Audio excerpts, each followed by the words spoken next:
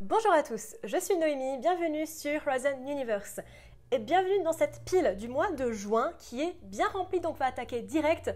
En plus, on est lundi soir, il est 18h16, je suis claquée, j'ai qu'une envie, c'est de boire mon eau, de manger et de m'étaler pour regarder Star Trek Deep Space Nine, donc on va y aller tout de suite. Petit point, j'ai légèrement modifié la lumière. Un abonné dans ma dernière vidéo, la dernière qui est sortie, m'a dit que c'était pas trop mal d'avoir la lumière, la ring light en moins et de juste garder ces deux lumières, mes deux néons.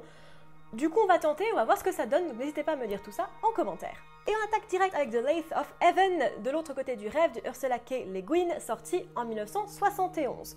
George Orr est un homme sans histoire, un travailleur honnête, mais dont les rêves ont la capacité de changer le monde. Son psychiatre, le docteur William Haber, d'abord sceptique bien sûr, constate rapidement des pouvoirs de Orr et met de côté son éthique.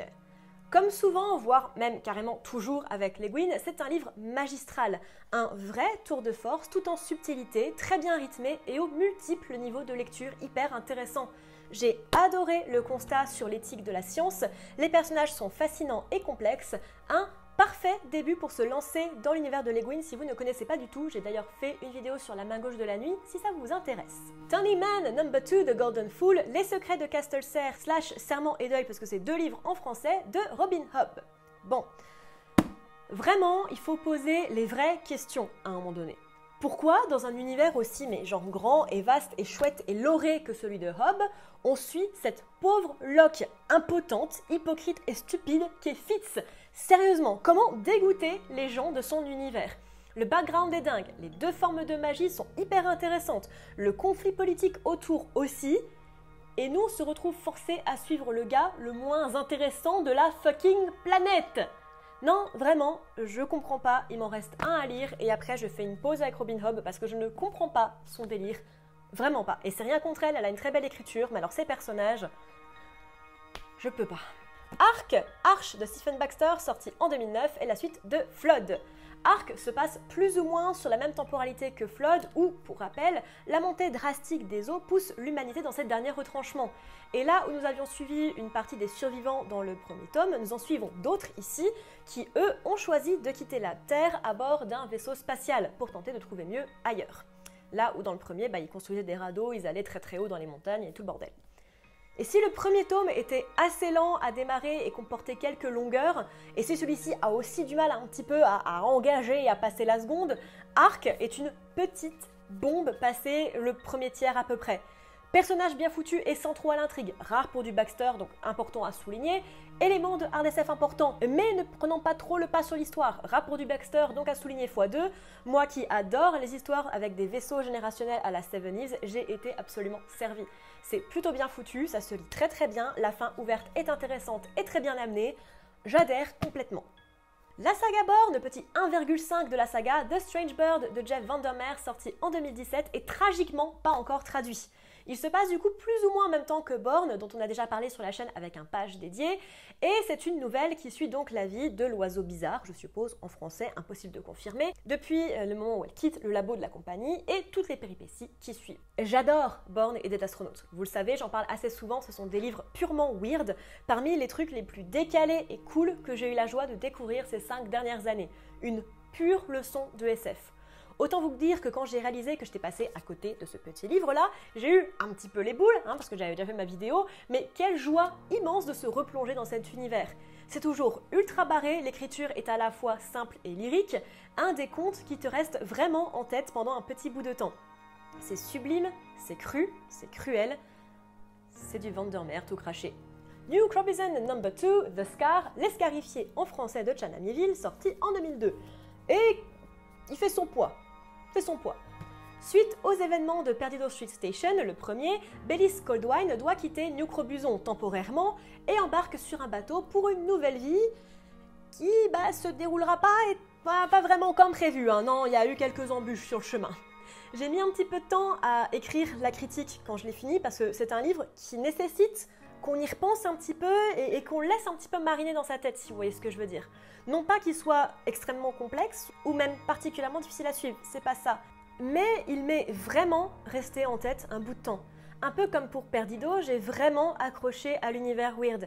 Les différentes espèces et cultures, tout le délire avec la ville pirate oubliée, les personnages développés, les nuances et les complexes de chacun, l'histoire qui semble ne jamais vouloir se finir, pour mon plus grand plaisir je l'avoue, je me suis complètement prise au jeu et j'ai adoré les différentes discussions sur le langage, l'autre, la religion, l'appartenance à une nation ou un foyer.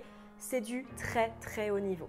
Passons au Pratchett du mois avec Feet of Clay, pieds d'argile, dans la très bonne traduction française, de Terry Pratchett, sorti en 1996. Retour au guet dans ce livre où nous suivons une nouvelle enquête du commandant Vimes, qui se retrouve avec plusieurs meurtres sur les bras, sans trace que qui que ce soit ait été sur les lieux du crime. Et c'est sans parler d'un golem qui commence à penser pour lui-même et du nouveau nain intégré au guet. Je resterai bref comme d'habitude, mais j'ai vraiment apprécié ce livre. J'ai rigolé ouvertement plusieurs fois, certains moments sont juste cultes, bref. Une petite pépite, comme d'habitude. Le SFFR du mois avec Le Gambit des étoiles de Gérard Klein, sorti en 1958. Yerg, je suppose, moi je le dis Yerg Algan, la petite trentaine, a fait le tour du monde, et puis un jour il se retrouve embarqué dans un voyage à travers les étoiles. Bon, c'est de la science-fiction française faite pour les gens qui n'ont jamais lu de SF et qui sont français.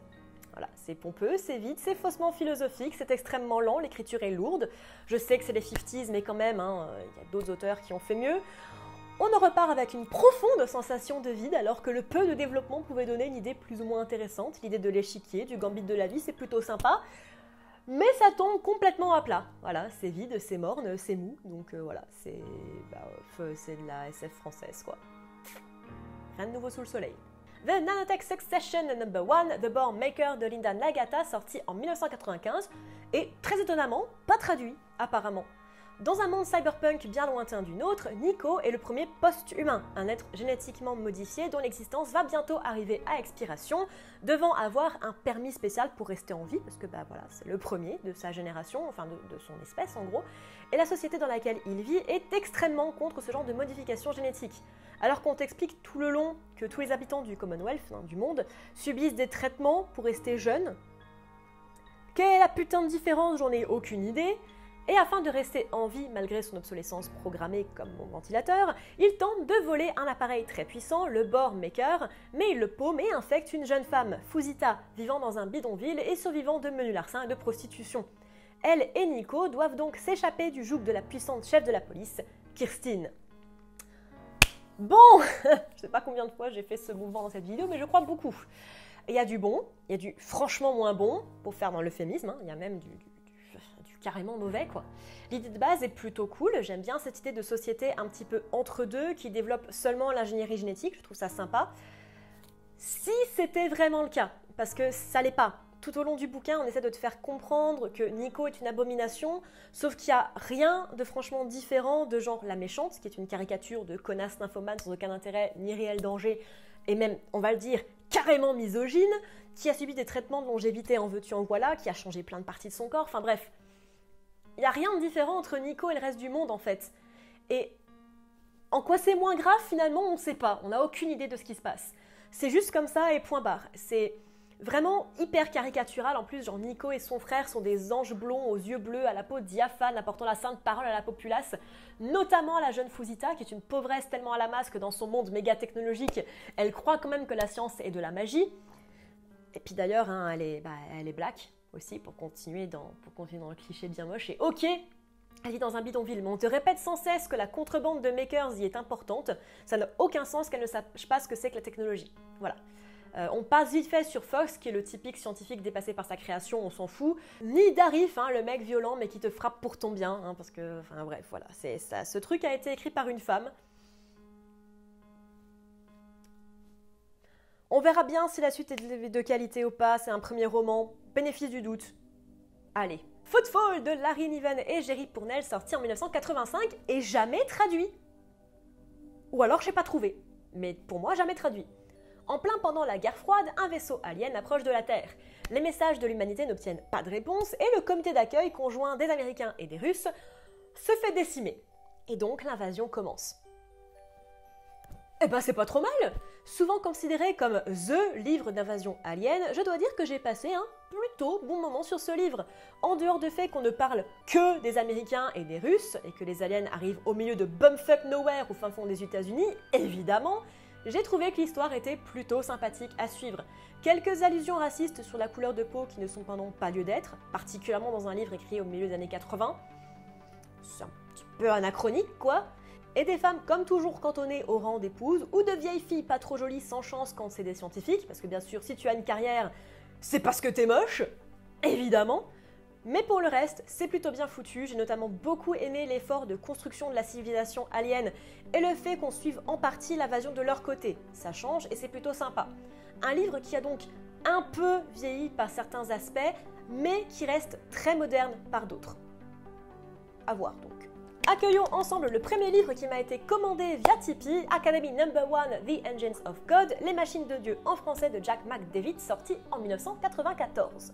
En s'étendant dans le système solaire, l'humanité découvre une statue immense d'un alien avec des inscriptions dont la traduction leur échappe toujours.